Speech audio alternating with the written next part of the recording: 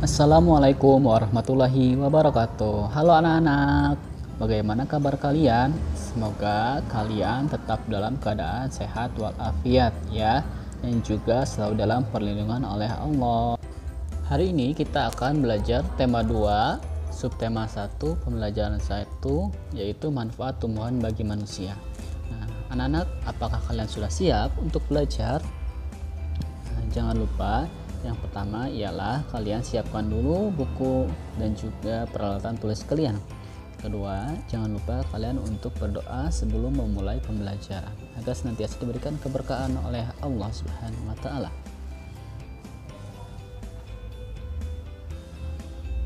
Nah, anak-anak, tujuan pembelajaran pada hari ini ialah antara lain sebagai berikut. Yang pertama ialah dengan menjawab pertanyaan, siswa dapat mengidentifikasi informasi isi dongeng yang didengar dengan tepat.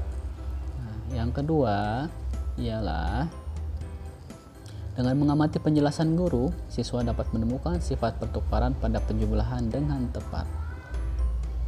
Selanjutnya, yang ketiga ialah dengan mengamati penjelasan guru, siswa dapat mengidentifikasi bentuk pola irama sederhana dengan bernyanyi dengan tepat. Anak-anak, tahukah kalian bahwa tumbuhan diciptakan oleh Allah memiliki banyak manfaat tentunya bagi manusia. Yang pertama ialah sebagai sumber makanan. Bahwasannya tanaman padi yang kita ketahui memiliki manfaat untuk dibuat nasi dan juga sebagai sumber makanan kita sebagai manusia. Yang kedua ialah bahan baku pembuat pakaian, yaitu tanaman kapuk yang selanjutnya akan dibuat kapas ya.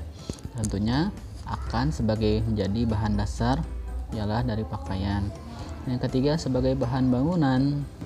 Nah, baik itu dari kayu, rotan dan sebagainya itu dibuat sebagai bahan bangunan. Nah, selanjutnya sebagai bahan hiasan. Dan yang kelima ialah menghasilkan oksigen sehingga udara bersih. Nah, manfaat tumbuhan adalah untuk menghasilkan oksigen sehingga manusia dapat bernafas dengan adanya oksigen yang telah dikeluarkan oleh tumbuhan-tumbuhan tersebut.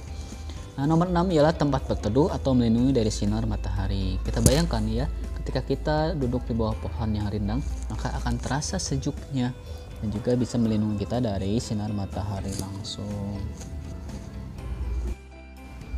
Kemudian yang ketujuh adalah sebagai obat. Kita tahu bahwasannya banyak sekali obat-obatan yang terbuat dari tanaman-tanaman herbal. Nah, salah satunya manfaatnya itu ialah seperti jahe ataupun kayu putih yang kita biasa gunakan. Nah, itu adalah sebagai obat. Nah, selanjutnya kita akan membahas tentang dongeng ya. Nah, dongeng itu ialah cerita khayalan atau cerita yang tidak benar-benar terjadi. Dongeng biasanya memiliki sifat menghibur dan mengandung nilai pendidikan. Nah, tampak pada gambar anak-anak sedang membaca dongeng ya. Nah, selanjutnya ciri-ciri dongeng, yaitu yang pertama ialah disampaikan secara lisan atau turun-temurun. Nah, biasanya nenek-nenek moyang kita selalu membacakan dongeng pada anak-anaknya ya. Yang kedua ialah mengandung nilai moral dan pendidikan. Yang ketiga sifatnya menghibur. Dan yang keempat ialah dengan penceritaan yang cepat. Lalu yang kelima ialah alur ceritanya sederhana. Dan yang keenam ialah karakter tokohnya tidak dijabarkan secara detail.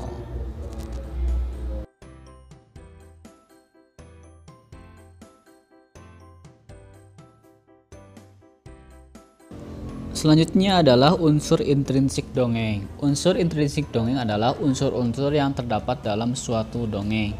Nah, yang pertama itu ialah tema. Tema adalah gagasan pokok yang mendasari terbentuknya sebuah dongeng.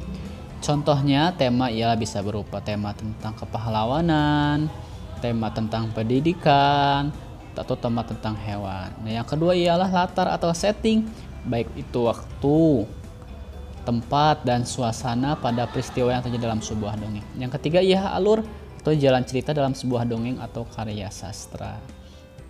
Nah, tentunya yang selanjutnya ialah tokoh adalah pelaku dalam sebuah dongeng. Yang terakhir ialah amanat atau pesan yang ingin disampaikan penulis atau pengarang cerita kepada pembacanya. Nah, selanjutnya ialah macam-macam dongeng. Nah, yang pertama ialah mite atau mitos adalah dongeng yang berisi cerita tokoh yang berkaitan dengan makhluk halus, jin atau dewa-dewi. Contohnya ialah dongeng tentang Dewi Sri atau tentang Nyi Roro Kidul, Ratu Pantai Selatan. Nah, yang selanjutnya ialah legenda. Nah, dongeng mengenai peristiwa sejarah atau nama daerah atau asal-usul dari suatu daerah. Contohnya ialah legenda Danau Toba, legenda Banyuwangi, atau yang terkenal ialah legenda dari Tangkuban Perahu yang kita ketahui di Bandung ini. Nah, yang selanjutnya ialah fabel, yaitu dongeng yang tokohnya binatang atau perilaku seperti manusia, dapat berbicara, berpikir, memiliki perasaan. Ya, jadi contohnya si kancil dan buaya, burung gagak yang cerdik, kisah semut dan belalang. Nah, yang memuat hewan di dalamnya. Adapun contoh dongeng yang lainnya ialah ada hikayat atau dongeng yang menceritakan kehebatan atau kepahlawanan seseorang. Nah, contohnya hikayat si miskin, hikayat hang tua. Nah, adapun ada parabel, itu dongeng yang menggunakan perumpamaan untuk menyampaikan pesan moral. Contohnya Malin Kundang. Nah, di cerita Malin Kundang kita tahu bahwa ada seorang anak yang durhaka kepada ibunya sehingga ibunya mengutuknya menjadi sebuah batu. Nah, pesan moralnya ialah kita harus berbakti kepada ibu kita dan juga kedua orang tua kita. Adapun ada kisah batu menangis dan hakim yang adil, dan juga ada kisah dongeng jenaka, yaitu cerita yang bersifat menghibur, mengisi unsur komedi. Selanjutnya kita akan belajar tentang sifat pertukaran pada penjumlahan. Nah, anak-anak pasti sudah menguasai bukan penjumlahan. Nah, ada sifat komutatif. Misalkan 12 tambah 10 ialah 22. Begitupun 10 tambah 12 ialah 22. Nah, jadi kita bisa simpulkan 12 tambah 10 adalah sama dengan 10 tambah 12, yaitu sifat komutatif ya anak-anak. Contoh lainnya, 150 tambah 200 sama dengan ya titik-titik. 150 ditambah 200 sama dengan hasilnya ialah 350. Nah, begitupun 200 tambah 150 sama dengan titik-titik, yaitu hasilnya berapa? 350. Jadi disimpulkan bahwa 150 tambah 200 sama dengan 200 ditambah 150 ya anak-anak. Mudah bukan? Anak-anak, selanjutnya coba perhatikan teks lagu berikut. Lagu berikut berjudul Cemara, yang ialah ciptaan dari Bapak Ate Mahmud. Nah, lagu Cemara mempunyai pola irama sederhana. Lagu Cemara berirama 3/4, yang artinya setiap irama memiliki 3 ketukan.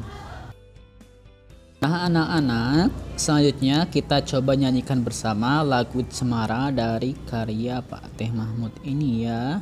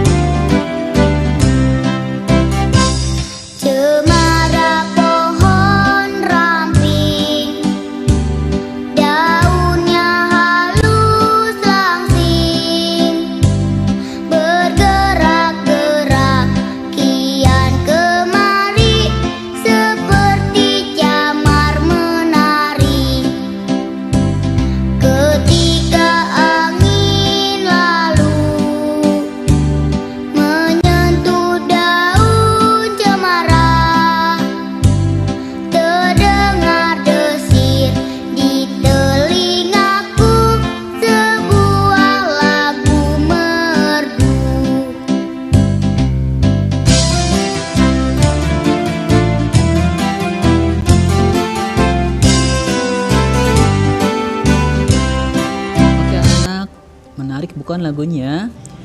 Demikian pembelajaran hari ini. Semoga pembelajaran hari ini bermanfaat dan bermakna bagi kalian ya anak-anak. Terima kasih atas perhatiannya. Wassalamualaikum warahmatullahi wabarakatuh.